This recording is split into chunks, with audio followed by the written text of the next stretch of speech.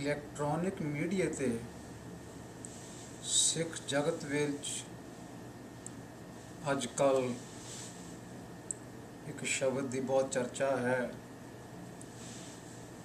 ਉਹ ਸ਼ਬਦ ਹੈ ਮਹਾਂਕਾਲ।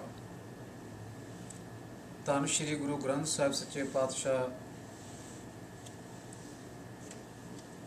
ਜੀ ਦਾ ਓਟ ਆਸਰਾ ਲੈ ਕੇ ਇਸ ਸ਼ਬਦ ਦੇ ਵੱਖ-ਵੱਖ ਪਹਿਲੂਆਂ 'ਤੇ ਵਿਚਾਰ ਕਰਦੇ ਹਾਂ।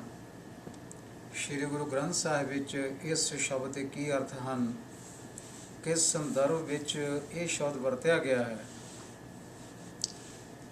ਅਤੇ ਸ਼੍ਰੀ ਗੁਰੂ ਗ੍ਰੰਥ ਸਾਹਿਬ ਤੋਂ ਬਾਹਰ ਜੋ ਹਿੰਦੂ ਮਤ ਦਾ ਸਾਹਿਤ ਹੈ, ਲਿਟਰੇਚਰ ਹੈ, ਉੱਥੇ ਇਸ ਸ਼ਬਦ ਦੀ ਵਰਤੋਂ ਕਿਸ ਤਰ੍ਹਾਂ ਹੋਈ ਹੈ। ਕਿ ਮਹਾਂਕਾਲ ਕੋਈ ਦੇਵਤਾ ਹੈ, ਹਿੰਦੁਸਤਾਨ ਦੀ ਰੂਹੇ ਜ਼ਮੀਨ 'ਤੇ ਕੀ ਮਹਾਂਕਾਲ ਨਾਮ ਦਾ ਕੋਈ ਮੰਦਰ ਹੈ ਜਿਹੜਾ ਮਹਾਂਕਾਲ ਦੇਵਤੇ ਨਾਲ ਸੰਬੰਧ ਰੱਖਦਾ ਹੈ। ਇਸ ਬਾਰੇ ਵਿਚਾਰ ਕਰਾਂਗੇ। ਸ਼ਬਦ ਜਿਸ ਨੂੰ ਆਧਾਰ ਬਣਾਇਆ ਗਿਆ ਹੈ ਉਹ ਹੈ ਰਾਮਕਲੀ ਰਾਗ ਦੇ ਵਿੱਚ 885 ਅੰਕ ਉੱਪਰ ਰਾਮਕਲੀ ਮਹਲਾ 5ਵਾਂ। ਜਪਿ ਗੋਬਿੰਦ ਗੋਪਾਲ ਲਾਲ, ਰਾਮ ਨਾਮ ਸਿਮਰਿ ਤੂੰ ਜੀਵਹਿ, ਫਿਰ ਨਾ ਖਾਈ ਮਹਾਂਕਾਲ ਰਹਾਉ। ਕੋਟਿ ਜਨਮ ਭ੍ਰਾਮੇ ਭ੍ਰਾਮੇ ਭ੍ਰਾਮੇ ਆਇਓ, ਕੋਟਿ ਜਨਮ ਭ੍ਰਾਮੇ ਭ੍ਰਾਮੇ ਭ੍ਰਾਮੇ ਆਇਓ, ਵੱਡਾ ਭਾਗ ਸਾਧ ਸੰਗ ਪਾਇਓ, ਬੇਨ ਗੁਰ ਪੂਰੇ ਨਾਹੀ ਉਧਾਰ, ਬਾਬਾ ਨਾਨਕ ਆਖੈ ਇਹੋ ਵਿਚਾਰ। ਮਹਾਂਕਾਲ ਸ਼ਬਦ ਵਿੱਚ ਦੋ ਸ਼ਬਦ ਹਨ, ਇੱਕ ਹੈ ਮਹਾਂ, ਦੂਸਰਾ ਹੈ ਕਾਲ। ਕਾਲ ਸ਼ਬਦ ਨੂੰ ਧੰਨ ਸ਼੍ਰੀ ਗੁਰੂ ਗ੍ਰੰਥ ਸਾਹਿਬ ਵਿੱਚੋਂ ਖੋਜੀਏ ਤਾਂ ਇਸ ਦੇ ਅਰਥ ਮਹਾਨ ਕੋਸ਼ ਵਿੱਚ ਲਿਖੇ ਮਿਲਦੇ ਹਨ, ਕਿਉਂਕਿ ਇਹ ਸ਼ਬਦ ਮਹਾ ਸ਼ਬਦ ਦੇ ਨਾਲ ਵਰਤਿਆ ਗਿਆ ਹੈ। ਇਸ ਲਈ ਬਹੁਤ ਸਾਰੇ ਲਿਖੇ ਅਰਥਾਂ ਵਿੱਚੋਂ ਇੱਥੇ ਕਾਲ ਸ਼ਬਦ ਦਾ ਅਰਥ ਮੌਤ ਹੈ। ਮੌਤ ਸਰੀਰਕ ਵੀ ਹੈ ਅਤੇ ਮੌਤ ਆਤਮਿਕ ਵੀ ਹੈ। ਇਸ ਕਰਕੇ ਇਸ ਦੇ ਅਰਥ ਯਮ, ਮੌਤ ਆਦਿਕ ਸ਼੍ਰੀ ਗੁਰੂ ਗ੍ਰੰਥ ਸਾਹਿਬ ਵਿੱਚ ਵਰਤੇ ਗਏ ਹਨ। ਕਾਲ ਸ਼ਬਦ ਜੋ ਹੈ ਇਹ ਵੱਖ-ਵੱਖ ਰੂਪਾਂ ਵਿੱਚ ਸ਼੍ਰੀ ਗੁਰੂ ਗ੍ਰੰਥ ਸਾਹਿਬ ਵਿੱਚ ਆਇਆ ਹੈ। ਜਿਵੇਂ ਕੱਕੇ ਨੂੰ ਕੰਨਾ ਲੱਲੇ ਨੂੰ ਸਿਹਾਰੀ 43 ਵਾਰੀ, ਕੱਕੇ ਨੂੰ ਕੰਨਾ ਲੱਲਾ 62 ਵਾਰੀ ਅਤੇ ਕੱਕੇ ਨੂੰ ਕੰਨਾ ਲੱਲੇ ਨੂੰ ਔਂਕੜ 145 ਵਾਰੀ। ਕਿਧਰੇ ਵੀ ਇਸ ਕਾਲ ਸ਼ਬਦ ਦਾ ਅਰਥ ਸ਼੍ਰੀ ਗੁਰੂ ਗ੍ਰੰਥ ਸਾਹਿਬ ਵਿੱਚ ਪ੍ਰਭੂ ਜਾਂ ਪਰਮੇਸ਼ਰ ਨਹੀਂ ਹੈ। ਭਾਵ ਕਾਲ ਕੋਈ ਰੱਬ ਨਹੀਂ ਹੈ, ਕੋਈ ਐਸੀ ਹਸਤੀ ਨਹੀਂ ਹੈ ਜੋ ਬ੍ਰਹਮਾ, ਵਿਸ਼ਨੂੰ ਆਦਿਕ ਦੇਵਤਿਆਂ ਨੂੰ ਪੈਦਾ ਕਰ ਸਕੇ। ਸ੍ਰਿਸ਼ਟੀ ਨੂੰ ਪੈਦਾ ਕੇਵਲ ਪ੍ਰਭੂ ਨੇ ਕੀਤਾ ਹੈ, ਅਕਾਲ ਪੁਰਖ ਨੇ ਕੀਤਾ ਹੈ, ਕਾਲ ਨੇ ਨਹੀਂ। ਕਾਲ ਗੁਰੂ ਗ੍ਰੰਥ ਸਾਹਿਬ ਦੇ ਅਨੁਸਾਰ ਮੌਤ ਹੈ ਜੋ ਪ੍ਰਭੂ ਦੇ ਅਧੀਨ ਹੈ। ਕਾਲ ਇੱਕ ਨੌਕਰ ਹੈ ਜੋ ਪ੍ਰਭੂ ਦੇ ਹੁਕਮਾਂ ਅਨੁਸਾਰ ਕੰਮ ਕਰਦਾ ਹੈ। ਪ੍ਰਮਾਣ ਵਜੋਂ ਕੁਝ ਪੰਕਤੀਆਂ ਇਸ ਤਰ੍ਹਾਂ ਹਨ, ਜੋ ਦਿਸੈ ਸੋ ਕਾਲ ਹੀ ਖਰਨਾ। ਖਰਨਾ ਤੋਂ ਭਾਵ ਹੈ ਖੜਨਾ। ਰਾਰਾ ਤੇ ਰਾੜਾ ਇਹ ਇੰਟਰਚੇਂਜ ਕਰਕੇ ਵਰਤੇ ਗਏ ਹਨ ਪੁਰਾਤਨ ਭਾਸ਼ਾ ਵਿੱਚ ਗੁਰੂ ਗ੍ਰੰਥ ਸਾਹਿਬ ਦੇ ਅੰਦਰ। ਜਿਸ ਤਰ੍ਹਾਂ ਜੋੜ ਸ਼ਬਦ ਨੂੰ ਜੋਰ ਵੀ ਵਰਤਿਆ ਗਿਆ ਹੈ। ਇਹ ਪੰਕਤੀ 743 ਅੰਕ ਉੱਪਰ ਤੀਸਰੀ ਪੰਕਤੀ ਹੈ। ਇਸ ਦਾ ਅਰਥ ਹੈ ਜੋ ਵੀ ਦਿਸ ਰਿਹਾ ਹੈ ਉਹ ਕਾਲ ਨੇ ਖੜ ਲੈਣਾ ਹੈ, ਭਾਵ ਮੌਤ ਇਸ ਨੂੰ ਖਤਮ ਕਰ ਦੇਵੇਗੀ, ਕਾਲ ਇਸ ਨੂੰ ਲੈ ਜਾਵੇਗਾ, ਮੌਤ ਇਸ ਦੀ ਹੋ ਜਾਵੇਗੀ ਜੋ ਵੀ ਦਿਸ ਰਿਹਾ ਹੈ।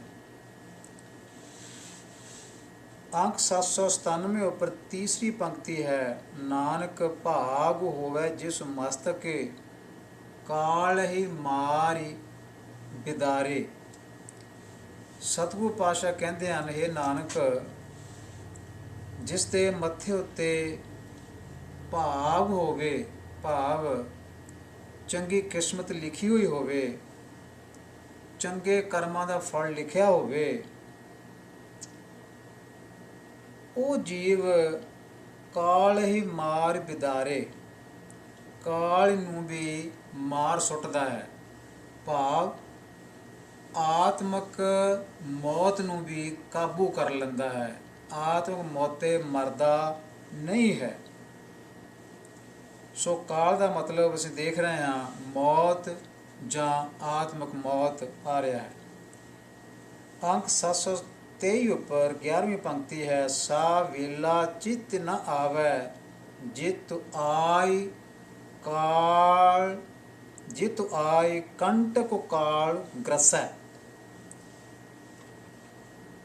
ਉਹ ਵੇਲਾ, ਉਹ ਸਮਾਂ ਜਿਹੜਾ ਉਹ ਕਿਸੇ ਦੇ ਚਿੱਤ ਵਿੱਚ ਨਹੀਂ ਹੈ, ਕਿਸੇ ਨੂੰ ਪਤਾ ਨਹੀਂ ਹੈ, ਜਦੋਂ ਇਹ ਜੋ ਅਵੈੜਾ ਕੰਡਾ ਰੂਪ ਭਿਆਨਕ ਕਾਲ ਹੈ, ਮੌਤ ਹੈ, ਇਸ ਨੇ ਜਦੋਂ ਆ ਕੇ ਗਰਸ ਲੈਣਾ ਹੈ। ਸੋ ਇੱਥੇ ਵੀ ਕਾਲ ਸ਼ਬਦ ਦਾ ਅਰਥ ਰੱਬ ਨਹੀਂ ਸਗੋਂ ਮੌਤ ਹੈ। ਅੰਕ 839 ਉੱਪਰ 18ਵੀਂ ਪੰਕਤੀ ਹੈ, ਤਿਸ ਮਹਿ ਮਨੁਆ ਰਹਿਆ ਲਿਵ ਲਾਇ, ਪ੍ਰਣਵਤੀ ਨਾਨਕੋ ਕਾਲ ਨ ਖਾਇ। ਇਹਨਾਂ ਪੰਕਤੀਆਂ ਵਿੱਚ ਵੀ ਕਾਲ ਸ਼ਬਦ ਦਾ ਅਰਥ ਹੈ ਜਿਹੜਾ ਖਾ ਨਾ ਲਵੇ, ਮਾਰ ਨਾ ਲਵੇ, ਭਾਵ ਮੌਤ, ਆਤਮਕ ਮੌਤ।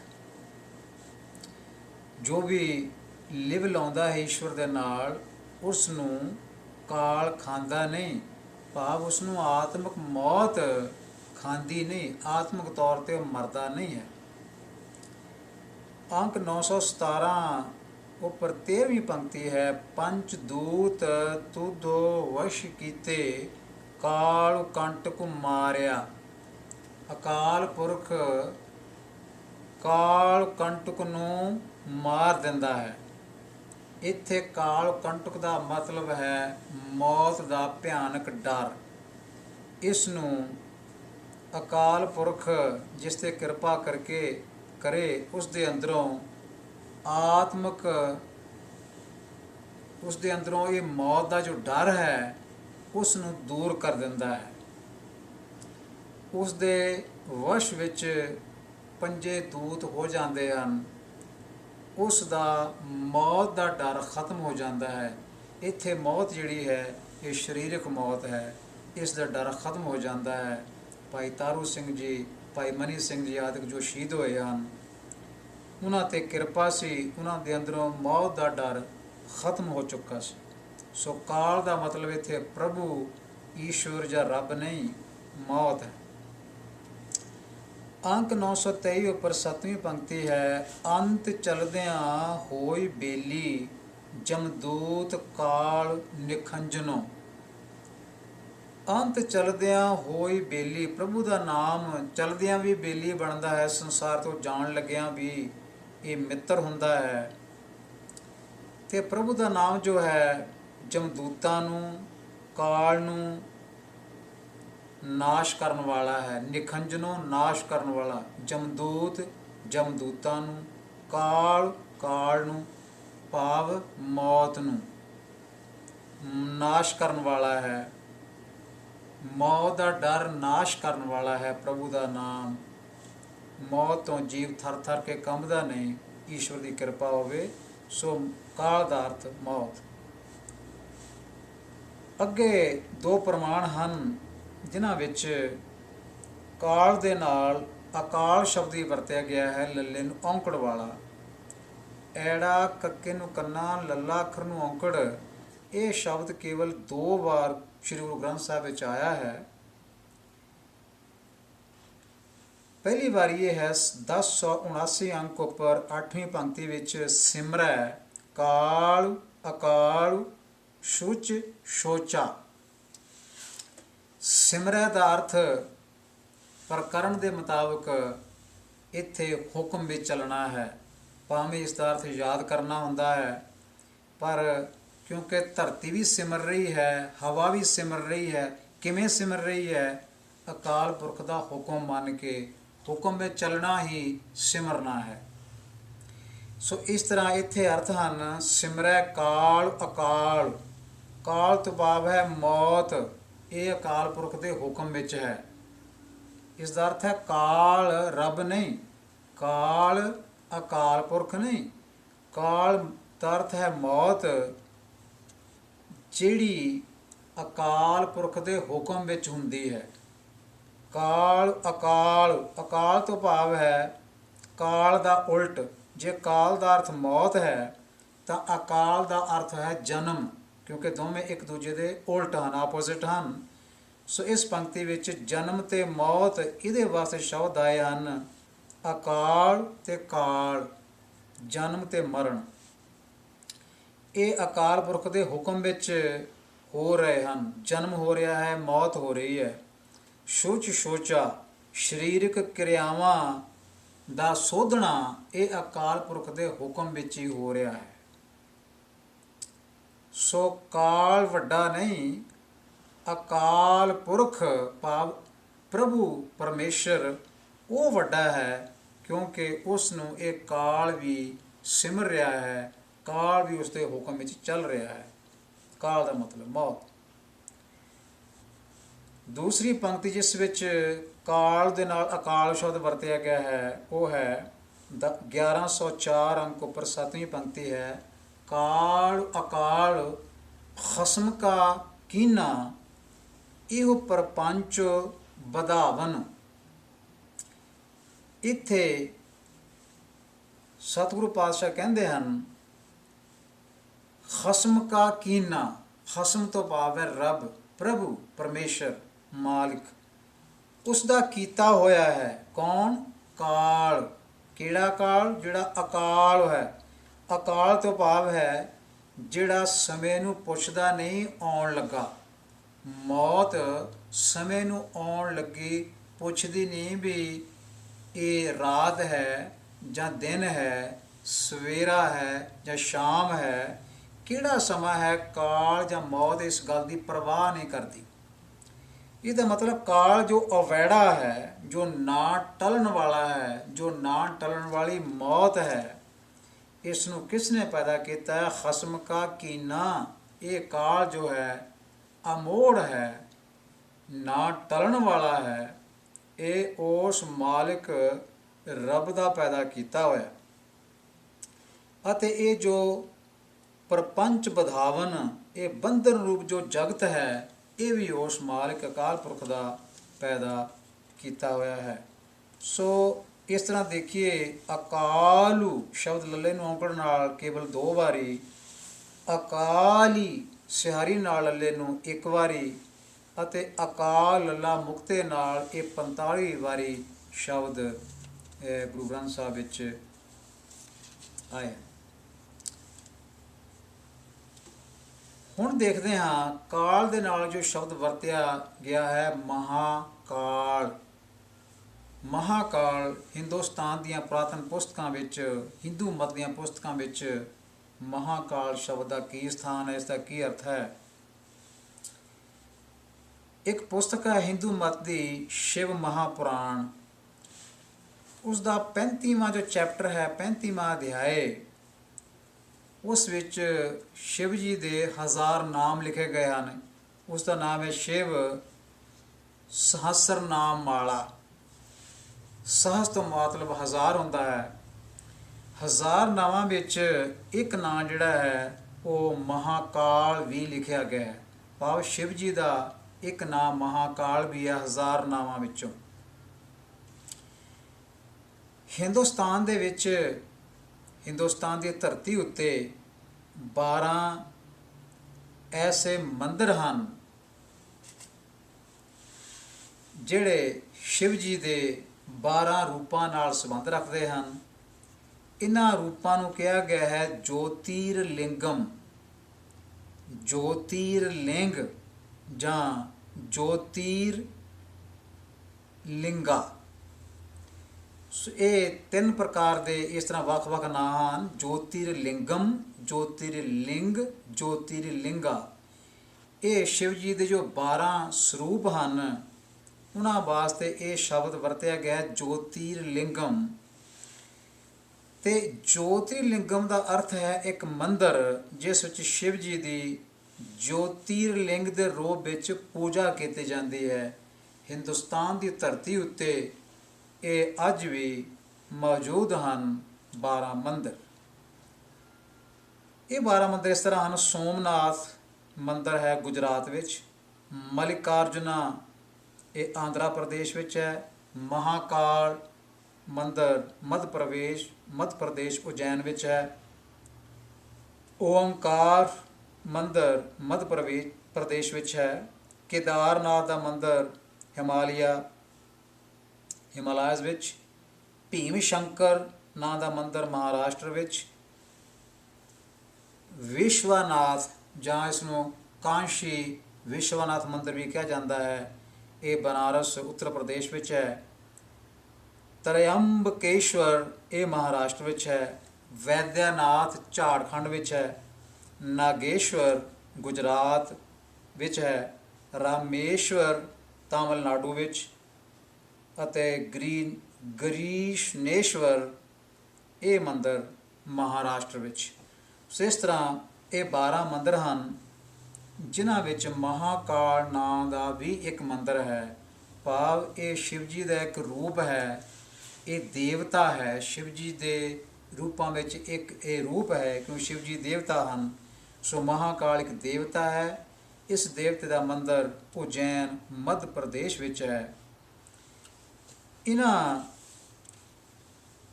ਦੇ ਜੋ ਨਾਂ ਹਨ ਸੰਸਕ੍ਰਿਤ ਭਾਸ਼ਾ ਵਿੱਚ ਇਹ ਜੋ ਪੁਸਤਕਾਂ ਹਿੰਦੂ ਮਤ ਦੀਆਂ ਇਸ ਤਰ੍ਹਾਂ ਲਿਖੇ ਗਏ ਹਨ: ਸੌਰਾਸ਼ਟਰੇ ਸੋਮਨਾਥੰ ਚ ਸ਼੍ਰੀ ਸ਼ੈਲੇ ਮਲਿਕਾਰਜੁਨਮ ਉਜੈਨਿਆ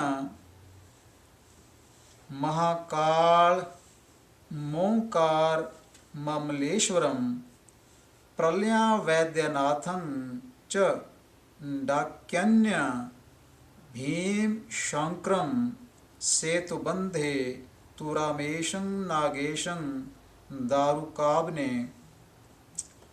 वाराणस्यं तु विश्वेशं त्र्यंबकं गौतमीते हिमालये तु केदारं दुष्मेशं चा शिवालय एतानि ज्योतिर्लिंगानि सायं प्रातः पठेन्नर सप्त जन्म कृतं पापं स्मरणेन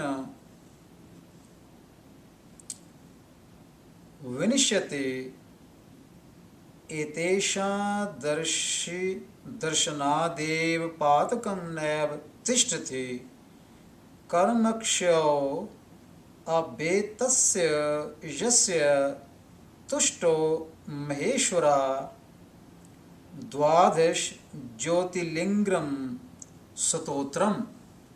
सो ये 12 ज्योतिर्लिंगम जो ਹਨ YouTube ਤੇ ਵੀ ਇਹ ਦੇਖੇ ਜਾ ਸਕਦੇ ਹਨ।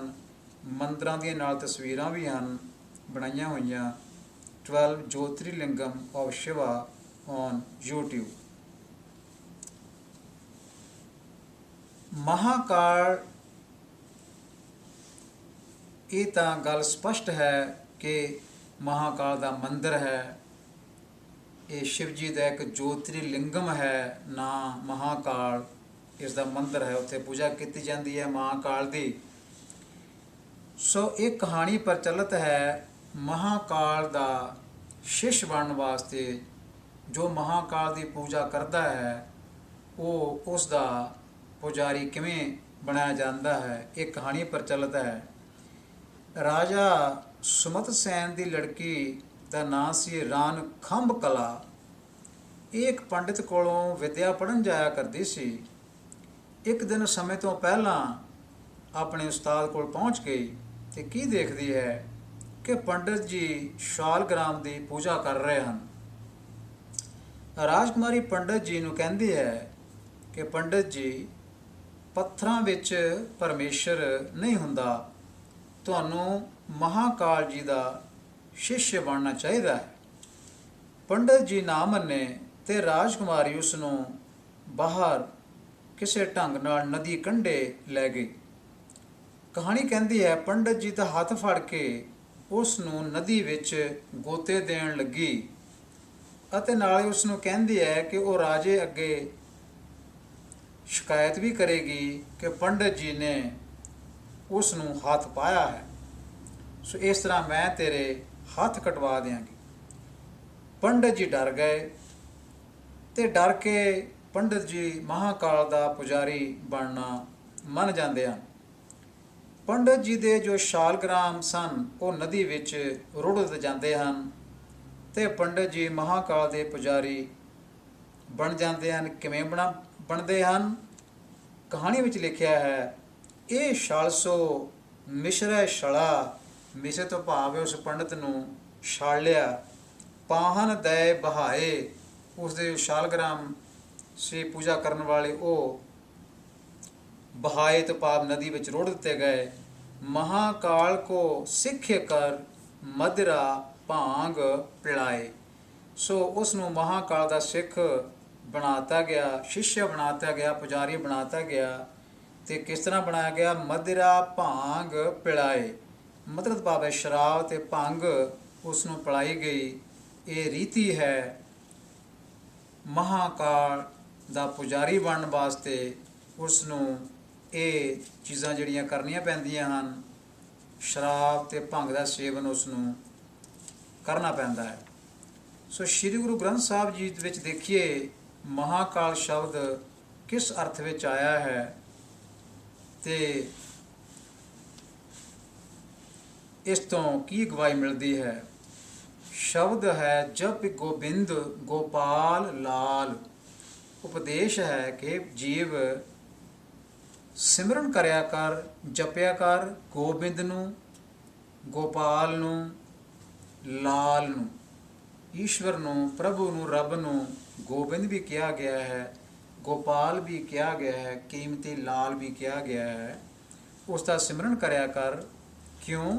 ਰਾਮ ਨਾਮ ਸਿਮਰ ਤੂੰ ਜੀਵੈਂ। ਉਸ ਅਕਾਲ ਪੁਰਖ ਦਾ ਰਮੇ ਹੋਏ ਰਾਮ ਦਾ ਨਾਮ ਚੇਤੇ ਕਰ ਕਰਕੇ ਤੈਨੂੰ ਜੀਵਨ ਮਿਲੇਗਾ, ਤੂੰ ਜਿਉਂਦਾ ਰਹੇਗਾ। ਤੈਨੂੰ ਆਤਮਿਕ ਮੌਤ ਮਾਰੇਗੀ ਨਹੀਂ, ਤੂੰ ਜਿਉਂਦਾ ਰਹੇਗਾ, ਜ਼ਮੀਰ ਤੇਰੀ ਕਾਇਮ ਰਹੇਗੀ। ਕਿਉਂਕਿ ਸਾਨੂੰ ਲਿਖਿਆ ਮਿਲਦਾ ਹੈ ਕਿ ਆਖਾਂ ਜੀਵਾਂ ਵਿਸਰੈ ਮਰ ਜਾਉ। ਆਖਦਾ ਹਾਂ ਤਾਂ ਜਾਨ ਪੈ ਜਾਂਦੀ ਹੈ, ਭੁੱਲ ਜਾਂਦਾ ਹਾਂ ਤਾਂ ਮਰ ਜਾਂਦਾ ਹਾਂ। ਸੋ ਰਾਮ ਨਾਮ ਸਿਮਰੀ ਤੂੰ ਜੀਵੈਂ, ਤੂੰ ਜਿਉਂਦਾ ਰਹੇਗਾ ਜੇ ਰਾਮ ਦਾ ਨਾਮ ਜਪੇਗਾ, ਈਸ਼ਵਰ ਦਾ ਨਾਮ ਜਪੇਗਾ। ਰਾਮ ਤੋਂ ਭਾਵ ਇੱਥੇ ਰਮਿਆ ਹੋਇਆ ਈਸ਼ਵਰ ਪ੍ਰਭੂ ਹੈ। ਫਿਰ ਨਾ ਖਾਈ ਮਹਾਕਾਲ, ਫਿਰ ਤੈਨੂੰ ਮਹਾਕਾਲ ਖਾ ਨਹੀਂ ਜਾਏਗਾ। ਮਹਾਕਾਲ ਤੈਨੂੰ ਖਾਵੇਗਾ ਨਹੀਂ, ਮਹਾਕਾਲ ਤੈਨੂੰ ਗਰਸੇਗਾ ਨਹੀਂ। ਇੱਥੇ ਮਹਾਕਾਲ ਤੋਂ ਅਰਥ ਹੈ ਭਿਆਨਕ ਆਤਮਿਕ ਮੌਤ। ਕਿਉਂਕਿ ਜਦੋਂ ਜੀਵ ਆਪਣੇ ਗੁਰੂ ਨਾਲ ਜੁੜਿਆ ਹੋਇਆ, ਗੁਰੂ ਦਾ ਨਾਮ ਜਪਦਾ ਹੈ, ਈਸ਼ਵਰ ਦਾ ਨਾਮ ਜਪਦਾ ਹੈ, ਗੁਰੂ ਗੁਰੂ ਜਪਦਾ ਹੈ, ਤਾਂ ਆਤਮਿਕ ਤੌਰ ਤੇ ਉਹ ਜਿਉਂਦਾ ਰਹਿੰਦਾ ਹੈ। ਇਸ ਕਰਕੇ ਮਹਾਨ ਭਿਆਨਕ ਮੌਤੇ ਨਹੀਂ ਮਰਦਾ। ਫਿਰ ਨਾ ਖਾਈ ਮਹਾਕਾਲ। ਸੋ ਇੱਥੇ ਮਹਾਕਾਲ ਸ਼ਬਦ ਗੁਰੂ ਗ੍ਰੰਥ ਸਾਹਿਬ ਵਿੱਚ ਕੇਵਲ ਇਹ ਇਸੇ ਅੰਕ ਦੇ 885 ਅੰਕ ਤੇ ਆਇਆ ਹੈ, ਜਿਸ ਦਾ ਅਰਥ ਹੈ ਮਹਾਨ ਵੱਡੀ ਭਿਆਨਕ ਆਤਮਿਕ ਮੌਤ। ਸੋ ਭਿਆਨਕ ਆਤਮਿਕ ਮੌਤ ਨਹੀਂ ਮਰੇਗਾ ਜੇ ਤੂੰ ਈਸ਼ਵਰ ਦਾ ਨਾਮ ਜਪਦਾ ਰਹੇਗਾ। ਸੋ ਸਪਸ਼ਟ ਹੈ ਗੁਰੂ ਗ੍ਰੰਥ ਸਾਹਿਬ ਦੀ ਬਾਣੀ ਦੇ ਆਧਾਰ ਤੇ ਮਹਾਕਾਲ ਗੁਰੂ ਗ੍ਰੰਥ ਸਾਹਿਬ ਵਿੱਚ ਕਿਸੇ ਦੇਵਤੇ ਦਾ ਨਾਂ ਨਹੀਂ ਹੈ। ਮਹਾਕਾਲ ਭਿਆਨਕ ਮੌਤ ਦਾ ਨਾਂ ਹੈ, ਜਿਸ ਤੋਂ ਬਚਣ ਲਈ, ਕਿਉਂਕਿ ਇਹ ਖਾ ਜਾਂਦੀ ਹੈ ਜੀਵ ਨੂੰ, ਆਤਮਿਕ ਮੌਤ ਜੀਵ ਨੂੰ ਖਾ ਜਾਂਦੀ ਹੈ, ਬੰਦੇ ਦੀ ਜ਼ਮੀਰ ਮਰ ਜਾਂਦੀ ਹੈ। ਇਸ ਕਰਕੇ ਇਸ ਤੋਂ ਬਚਣ ਵਾਸਤੇ ਕਿਹਾ ਗਿਆ ਹੈ, ਜੇ ਬਚਣਾ ਹੈ ਮਹਾਕਾਲ ਤੋਂ ਤਾਂ ਈਸ਼ਵਰ ਦੀ ਬੰਦਗੀ ਵਿੱਚ ਜੁਟ ਜਾ। ਰਹਾਉ ਕੋਟਿ ਜਨਮ ਭ੍ਰਾਮੇ ਭ੍ਰਾਮੇ ਭ੍ਰਾਮੇ ਆਇਓ, ਤੂੰ ਕਰੋੜਾਂ ਜਨਮਾਂ ਵਿੱਚੋਂ ਲੰਘ ਕੇ ਸੰਸਾਰ ਵਿੱਚ ਆਇਆ, ਵੱਡਾ ਭਾਗੇ ਸਾਧ ਸੰਗ ਪਾਇਓ। ਵੱਡੇ ਭਾਗਾਂ ਨਾਲ ਤੈਨੂੰ ਇੱਥੇ ਗੁਰੂ ਦਾ ਸਾਥ ਮਿਲਿਆ ਹੈ ਤੇ ਇਸ ਸਾਥ ਦਾ ਫਾਇਦਾ ਉਠਾ ਕੇ ਗੁਰੂ ਗੁਰੂ ਜਪ ਲੈ, ਈਸ਼ਵਰ ਨਾਲ ਚਿੱਤ ਜੋੜ ਲੈ, ਜੇ ਮਹਾਕਾਲ ਤੋਂ ਬਚਣਾ। ਸਤਿਗੁਰੂ ਕਹਿੰਦੇ ਹਨ, ਬਿਨ ਗੁਰ ਪੂਰੇ ਨਾ ਹੀ ਉਧਾਰ। ਪੂਰੇ ਗੁਰੂ ਤੋਂ ਬਿਨਾ ਛੁਟਕਾਰਾ ਨਹੀਂ ਹੋਏਗਾ। ਆਤਮਿਕ ਮੌਤ ਤੋਂ ਬਚਿਆ ਨਹੀਂ ਜਾ ਸਕੇਗਾ, ਮਹਾਕਾਲ ਤੋਂ ਬਚਿਆ ਨਹੀਂ ਜਾ ਸਕਦਾ, ਮਹਾਕਾਲ ਖਾ ਲਏਗਾ। ਪੂਰੇ ਗੁਰੂ ਦੀ ਸ਼ਰਨ ਵਿੱਚ ਆਉਣ ਤੋਂ ਬਿਨਾ ਮਹਾਕਾਲ ਖਾ ਜਾਏਗਾ। ਬਾਬਾ ਨਾਨਕ ਆਖੈ ਇਹੋ ਵਿਚਾਰ। ਬਾਬਾ ਸ਼ਬਦ ਦੇ ਅੱਗੇ ਵਿਸ਼ਰਾਮ ਲਾ ਕੇ ਇਹਦੇ ਅਰਥ ਪੂਰੇ ਬਣਨਗੇ। ਬਾਬਾ ਨਾਨਕ ਨਹੀਂ, ਸਤਿਗੁਰੂ ਆਪਣੇ ਆਪ ਨੂੰ ਬਾਬਾ ਨਾਨਕ ਨਹੀਂ ਲਿਖਦੇ, ਨਾ ਕਿਤੇ ਲਿਖਿਆ ਹੈ। ਬਾਬਾ ਤੋਂ ਭਾਵ ਇੱਥੇ ਭਾਈ। ਇਹ ਭਾਈ, ਇਹ ਲੋਕੋ, ਇਹ ਭਾਈ ਜਨੋ, ਨਾਨਕ ਆਖੈ ਇਹੋ ਵਿਚਾਰ। ਸਤਿਗੁਰੂ ਜੀ ਨਾਨਕ ਇਹ ਵਿਚਾਰ ਆਖਦਾ ਹੈ, ਨਾਨਕ ਦਾ ਇਹ ਖਿਆਲ ਹੈ, ਨਾਨਕ ਦਾ ਇਹ ਉਪਦੇਸ਼ ਹੈ, ਨਾਨਕ ਇਹ ਉਪਦੇਸ਼ ਕਰਦਾ ਹੈ, ਇਹ ਭਾਈ ਜਨੋ ਗੁਰੂ ਪੂਰੇ ਦੀ ਸ਼ਰਨ ਵਿੱਚ ਰਹੋ। ਪੂਰੇ ਗੁਰੂ ਦੀ ਸ਼ਰਨ ਵਿੱਚ ਆਉਣ ਤੋਂ ਬਿਨਾ ਉਧਾਰ ਨਹੀਂ ਹੈ, ਛੁਟਕਾਰਾ ਨਹੀਂ ਹੈ, ਮਹਾਕਾਲ ਖਾ ਜਾਏਗਾ। तो जे महाकाल तो बचना है तो फिर पूरे गुरु की शरण में आके गुरु गुरु जपना कर ते ईश्वर के नाम दे विच अपना चित जोड़ना शुरू कर दे। तो इस तरह सतगुरु पातशाह जी ने धन श्री गुरु ग्रंथ साहब के अंदर इस शब्द बारे चानना पाया है। तो इस तो सानू योग उपाई प्राप्त करके योग सेध लैके चलना बनता है। वाहिगुरू जी का खालसा, वाहिगुरू जी की फतेह।